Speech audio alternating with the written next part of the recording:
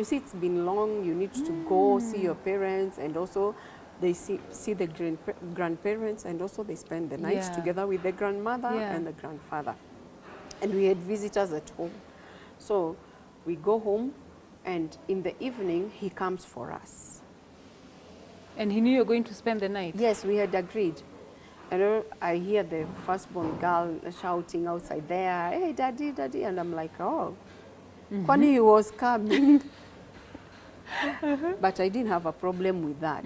So my mother calls me to the kitchen and asks me, "You told me you were going to spend." And now he says, because when he came and they were chatting with the daughter outside there, I could hear him tell the daughter that I've come for you people. Like, and you know, I had told my mother we were spending. You know, now my mother looks at me and maybe feels like, oh, we are on double standards or what is happening. So my mother now tells me, you have to watch out. You know, when men start doing these things, maybe they feel insecure. Now she's telling me from using mother tongue, and I'm, Mom, wewe. You know, when a man loves you and loves his family, he can even decide to come, because I think he felt atakuwa bored in the house. So he has missed us, and I tried to pin my mother down. But as a mother, I know she knew definitely something maybe was wrong somewhere, and this girl cannot see it. So we finished up everything and we went. Because you see, he has come, he has said he has come for us. What could I have done? Yeah, so we went. And I think this trend continued, and even he introduced it now in church. Anytime he could come to church, he sees the usher. Maybe I went to church ahead of him. He sees the usher standing somewhere.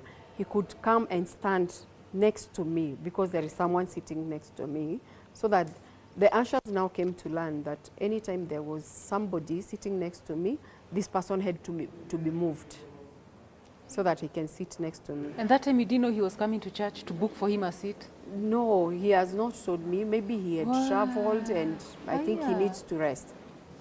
Okay. Yeah, so for me, I just chose, acha ninyamaze. And look, but these things would look normal to us. You see, for me, actually, I was like, kwani these other women are not loved by husbands. Then, and he could do this. He could, you see now, he even got a car, and he could drop me. We leave the house together, drop me at the entrance of the office. And then you get to the office, you're just on phone call. He calls you and makes you busy that you cannot even get time to talk to other colleagues. And then lunchtime, he tells you, he was working in Lavington, I was working in town. And he's like, I am coming to buy for you lunch. So he brought me to the office doorstep, and then he leaves, we are on phone, talking. He's coming for lunch, so many things. But there was so much that he was also hiding from me.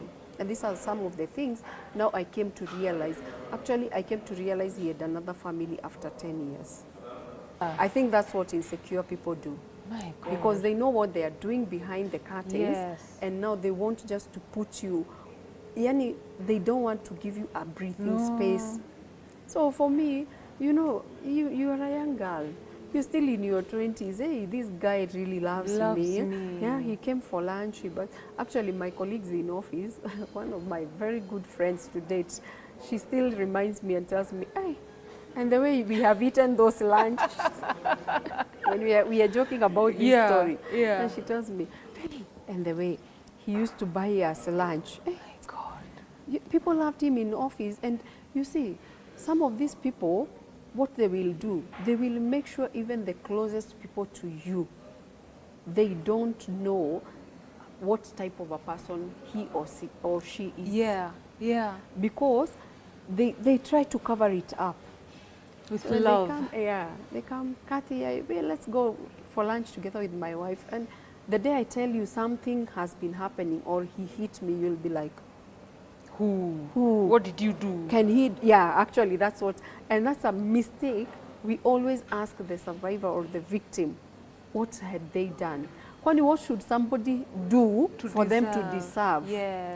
To be physically abused, financially abused, spiritually abused, or even sexually. Yeah, so I don't even find that question right to ask any survivor or any victim. Yes. And more so because they are women. The statistics outside there show us women suffer the most because of their gender. Yeah.